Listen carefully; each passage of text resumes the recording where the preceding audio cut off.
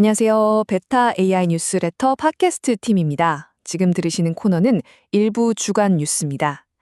이번 주 AI 업계에서는 26년 5월 세 번째 주 정말 다사다난하고 흥미로운 일들이 많았거든요. 지금부터 핵심만 쏙쏙 뽑아 전해드릴게요. 자, 빠르게 이번 주 헤드라인부터 훑어볼까요? 하나, AI 도입을 둘러싼 대중의 마찰과 반발. 둘, 영국과 바티칸에서 발표한 새로운 AI 규제와 윤리 가이드라인. 셋, 일론 머스크의 오픈 AI 소송 패소 소식. 그리고 넷, 칸 영화제를 뜨겁게 달군 AI 논쟁까지 굵직한 소식들이 꽉 차 있습니다. 지체할 것 없이 바로 시작해보죠. 먼저 AI를 향한 대중의 불안, 그리고 인프라 구축을 둘러싼 마찰과 반발부터 살펴보겠습니다. 최근 전 구글 CEO인 에릭 스미트가 애리조나 대학교 졸업식 연설에 섰는데요. 분위기가 심상치 않았습니다. 일자리가 사라질까 봐 걱정하는 학생들의 거센 야유가 쏟아졌거든요. 이에 대해 그는 여러분의 세대에는 미래가 이미 쓰여졌다는 두려움이 있다는 것을 잘 압니다. 라고 차분하게 답했습니다. 재밌는 건요. 거의 같은 시기에 엔비디아의 CEO 젠슨 황은 완전히 반대되는 이야기를 했다는 거예요. AI가 오히려 기술 격차를 줄이고 새로운 일자리와 산업을 만들어낼 거라고 아주 긍정적으로 전망했거든요. 업계 거물들의 이렇게 엇갈린 시각, 지금 대중이 느끼는 혼란과 불안을 그대로 보여주는 것 같죠? 이런 불안감은 그냥 마음속 걱정으로 끝나는 게 아닙니다. 당장 거대한 인프라 구축 문제로 직결되고 있거든요. 갤럽이 실시한 여론조사를 보면 상황이 꽤 심각합니다. 자기 지역구에 AI 데이터 센터를 짓는 것에 대해 무려 71%가 반대했어요. 찬성은 고작 24%에 불과했고요. 전형적인 님비 현상, 즉 내 뒷마당에는 절대 안 된다는 강력한 저항이 미국 전역에서 수치로 확인된 셈이죠. 그럼 대체 왜 이렇게까지 반대하는 걸까요? 양측의 입장이 아주 팽팽합니다.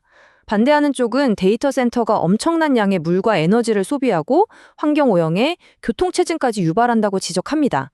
반면 찬성하는 쪽은 일자리가 생기고 세수가 늘어나서 지역 인프라가 발전할 거라고 기대하고 있죠. 여기서 우리가 진짜 주목해야 할 포인트는요, 이런 갈등이 단순한 지역 민원 수준이 아니라는 겁니다. 앞으로 AI 산업 인프라가 확장하는 데 있어서 아주 거대한 정치적 장애물이 될 수 있다는 뜻이거든요. 다음 주제로 넘어가 보겠습니다. 이번에는 새롭게 만들어지는 규칙들, 그리고 규제와 윤리를 둘러싼 기업들의 치열한 분쟁에 대한 이야기입니다. 먼저 영국의 상황을 좀 볼까요? 지난 1월에 앨런 머스크의 그록 모델을 사용한 딥페이크 이미지가 소셜미디어에 무분별하게 퍼지면서 난리가 났었죠. 결국 2월에 영국 정부가 이걸 국가적 비상사태로 구정하기에 이릅니다. 그래서 올 가을부터 영국의 방송통신 규제 기관인 오프컴은 빅테크 기업들에게 이른바 해시 매칭 기술 도입을 의무화할 예정이에요. 불법 이미지를 시스템이 알아서 감지하고 차단하게 만들겠다는 거죠. 하지만 여성인권 단체들은 이게 단순한 권고사항에 그칠 수 있다며 더 강력하고 실질적인 제재가 필요하다고 목소리를 높이고 있습니다. 그런데 정말 흥미롭게도 이런 규제 움직임에 종교계까지 나섰습니다. 5월 25일에 바티칸에서 매그니피카 휴마니타스, 즉 장엄한 인류라는 새로운 회칙을 발표하는데요. AI 시대의 인간의 존엄성을 어떻게 지킬 것인가를 아주 깊이 있게 다룬다고 합니다.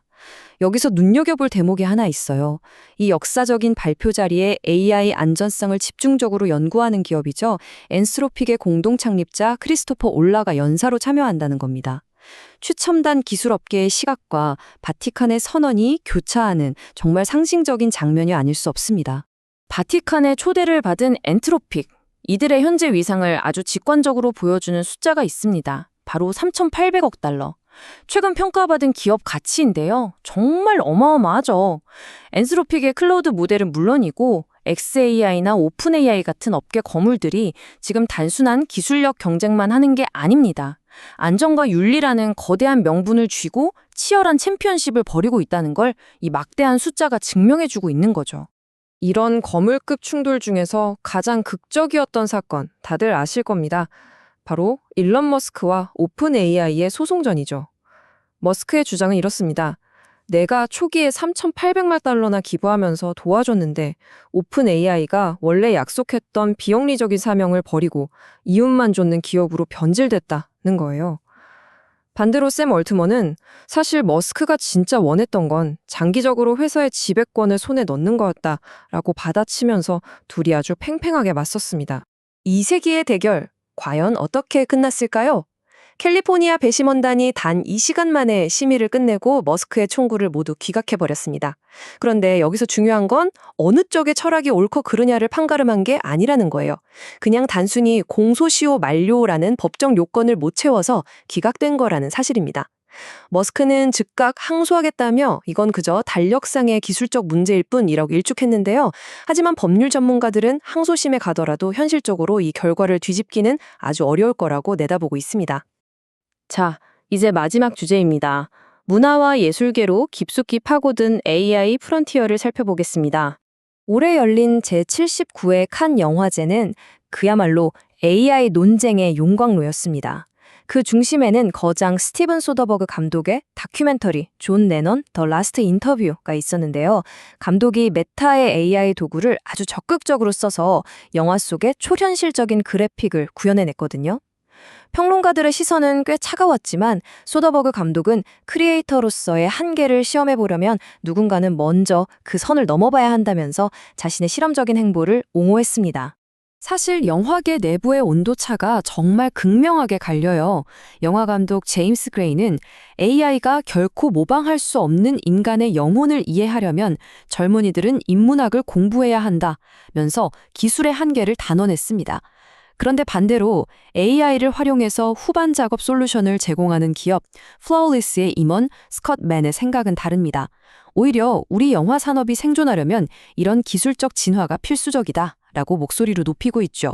AI를 영화 산업을 위협하는 경계 대상으로 볼 것인가 아니면 위기의 산업을 구원할 도구로 안고 갈 것인가 지금 이 순간에도 팽팽한 줄다리기가 벌어지고 있습니다. 1부를 마무리하면서 여러분과 꼭 함께 고민해보고 싶은 도발적인 질문이 하나 있습니다. 우리는 지금 AI를 주도적으로 만들어가고 있습니까? 아니면 AI가 우리를 만들어가도록 내버려 두고 있습니까? 앞서 전해드린 에릭 슈미트의 연설에서 영감을 받은 질문인데요. 기술 발전 속도에 무작정 압도되지 않고 우리가 진짜 나아가야 할 방향이 어디인지 짚어보게 만들죠. 오늘 가렸던 데이터 센터 인프라를 향한 대중의 거센 반발, 엎치락뒤치락하는 규제와 법정 공방, 그리고 예술계가 겪고 있는 정체성 혼란까지 이 모든 소식들이 결국은 이 하나의 중대한 질문으로 모이게 됩니다. 여러분의 생각은 어떠신가요? 2부에서는 주간 AI 오픈소스 코드와 논문 소개가 이뤄집니다. 그럼 2부로 돌아오겠습니다. Yeah, Beta AI newsletter. Your favorite AI newsletter. 매주 수요일 오후 2시 애니메이터 AI 소식을 전해드려요. Beta AI newsletter. Your favorite AI newsletter. 매주 수요일 오후 2시 애니메이터 AI 소식을 전해드려요.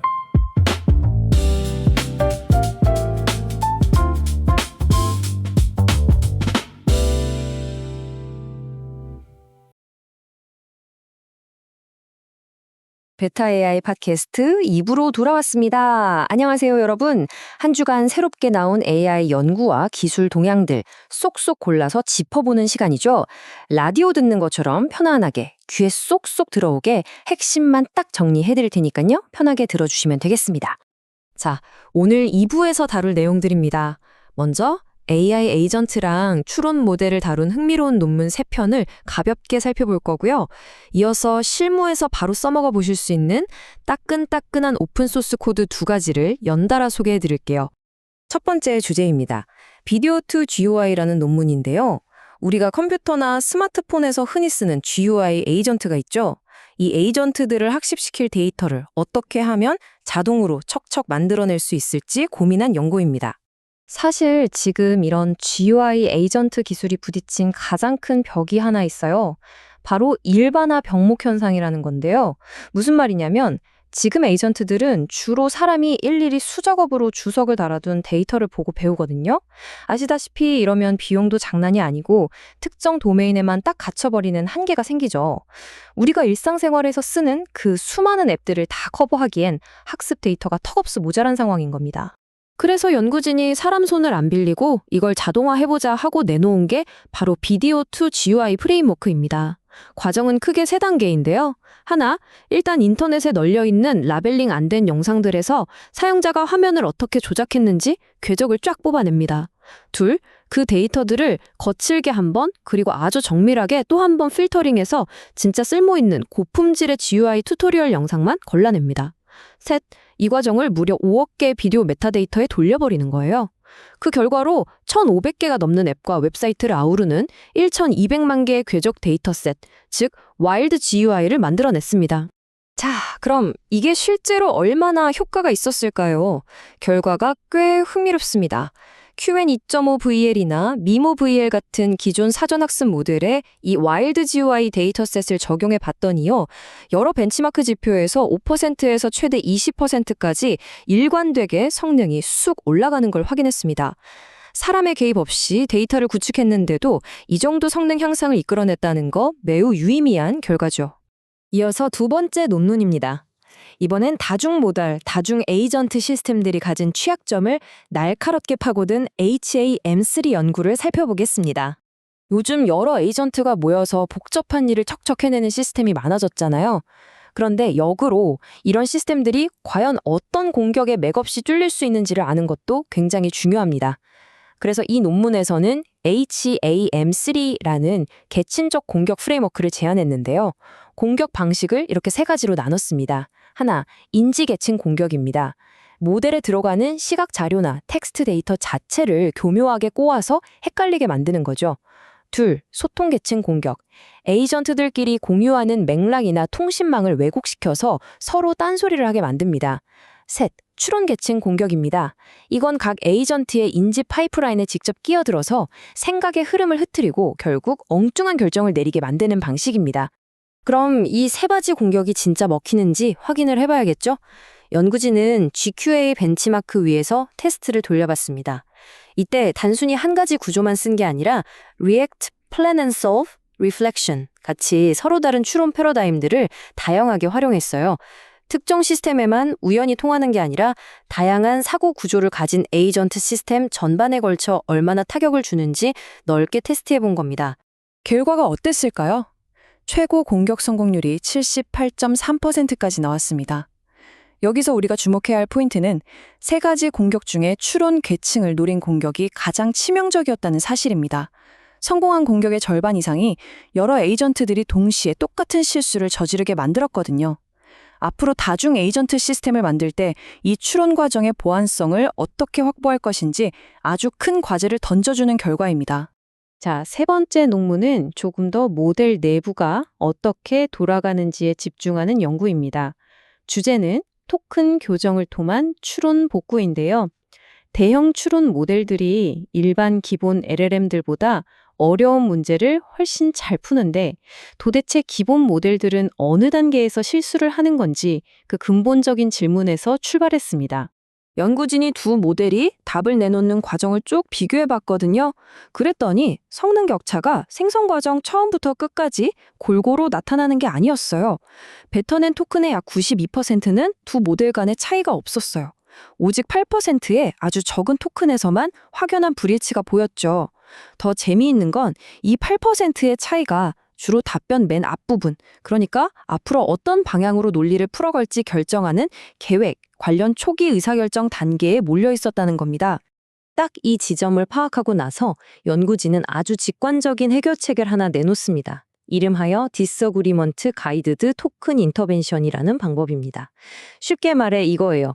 모델이 답변을 만들어갈 때 기본 모델이랑 추론 모델의 의견이 딱 엇갈릴 것 같은 그 특정한 위치에서만 추론 모델이 잠깐 운전대를 잡고 딱 한 개의 토큰만 대신 만들어주는 겁니다. 그러고 나선 바로 다시 기본 모델한테 제어권을 넘기는 거죠. 이 방법의 장점은 무거운 추론 모델에 모든 출력을 다 맡길 필요가 없다는 겁니다. 아주 적은 예산으로 꼭 필요한 순간에만 개입을 했는데도 동일한 크기의 전체 추론 모델과 비슷하거나 때로는 그 이상의 성능을 회복할 수 있음을 보여주었습니다. 모델의 추론 과정을 어떻게 효율적으로 튜닝할 수 있는지 잘 보여주는 사례라고 할 수 있겠네요. 자, 이제 논문 이야기는 여기서 마무리하고요. 오픈소스 코드와 벤치마크 섹션으로 넘어가 보겠습니다. 먼저 문서 지능을 평가하는 데 있어서 새로운 기준을 제시한 벤치마크 사이트 VQA를 소개해 드립니다. 지금 우리가 쓰는 시각적 문서 질의 응답 모델들을 평가하는 방식에 사실 좀 큰 치명적인 맹점이 있습니다. 보통은 최종 답변만 맞으면 정답으로 인정하는 answer only 방식을 쓰거든요. 근데 이러면 모델이 엉뚱한 출처를 상상해서 지어냈는데 어쩌다 우연히 답만 맞춘 경우를 잡아낼 수가 없습니다. 법률이나 금융, 의료 같은 분야에선 출처를 정확히 추적하는 게 필수적인데 말이죠. 그래서 등장한 게 이 사이트 위키의 벤치마크입니다. 여긴 답을 맞추는 건 기본이고 문서 어디에서 그 답을 찾았는지 정확한 바운딩 박스 인용까지 함께 제출해야만 정답으로 인정해 줍니다. 그럼 이 깐깐한 새 기준을 들이대면 어떤 일이 벌어질까요? 답변과 출처가 둘 다 맞아야 인정되는 SESE 지표로 채점을 해봤더니요. 가장 성적이 좋다는 제미나이 3.1-프로 프리뷰 모델조차 76점에 그쳤습니다. 심지어 가장 강력하다는 오픈소스 모델의 점수는 22.5점에 불과했죠. 기존 평가 방식이 놓치고 있던 모델의 신뢰성 격차가 실제로 얼마나 큰지 이 수치가 단적으로 보여줍니다. 참고로 이 벤치마크 팀에서 정답 인용 데이터를 만드는 파이프라인도 자동화해서 함께 제공하고 있습니다. 신뢰성 있는 문서 진용 모델 개발하시는 분들은 이 데이터가 많이 필요하실 텐데요. 저희가 뉴스레터에 GitHub 저장소 링크를 포함해 두었으니까요. 꼭 한번 접속해서 확인해 보시기 바랍니다. 벌써 오늘 살펴볼 마지막 주제네요. 이번엔 긴 비디오를 척척 만들어내기 위한 병렬 인프라 오픈소스 롱리브 2.0에 대해 이야기해 보겠습니다. 비디오 생성 모델, 특히 길이가 좀 되는 영상을 만들 때 가장 큰 문제는 속도와 꽉 차버리는 GPU 메모리 병목입니다. 롱리브 2.0는 이 문제를 해결하기 위해 시퀀스 병렬 자기회기 훈련과 NVFP4 정밀도를 딱 결합을 했는데요. 좀 복잡하게 들리실 수 있지만 핵심은 이겁니다. 기존에 있던 복잡한 과정들을 생략하고 GPU 메모리 사용량은 줄이면서 모델이 긴 영상의 문맥을 끊기지 않고 자연스럽게 학습하고 생성할 수 있도록 효율적인 구조를 짰다는 뜻입니다. 이렇게 구조를 바꿨을 때 속도가 얼마나 향상되었을까요? 수치로 보면 명확합니다. 기존 대비 훈련 단계에서는 2.15배 더 빨라졌고요. 추론, 즉 실제로 영상을 생성하는 단계에서는 1.84배 빠른 속도를 기록했습니다. 컴퓨팅 자원의 효율성을 상당히 끌어올린 결과라고 볼 수 있습니다. 특히 오비 크기의 모델에서는 독립적인 로라 가중치를 이용해서 초당 45.7프레임이라는 실시간 비디오 생성을 이뤄냈습니다. 게다가 이게 최신 블랙볼 GPU 구조뿐만 아니라 이전 세대 GPU에서도 원활하게 돌아가도록 설계가 되었다는 점도 실무자분들에겐 반가운 소식일 겁니다. 이게 실제로 얼마나 빠르게 작동하는지 직접 눈으로 확인해 보고 싶으시다면 뉴스레터에 남겨드린 데모 링크를 방문해 보시는 걸 추천해 드립니다. 오늘 저희가 준비한 AI 연구 논문과 오픈소스 프로젝트 소식은 여기까지입니다. 매주 빠르게 흘러가는 기술의 흐름을 따라가시는데 오늘 시간도 유익하셨길 바랍니다. 그럼 다음 주 수요일엔 뉴스레터와 팟캐스트로 돌아오겠습니다.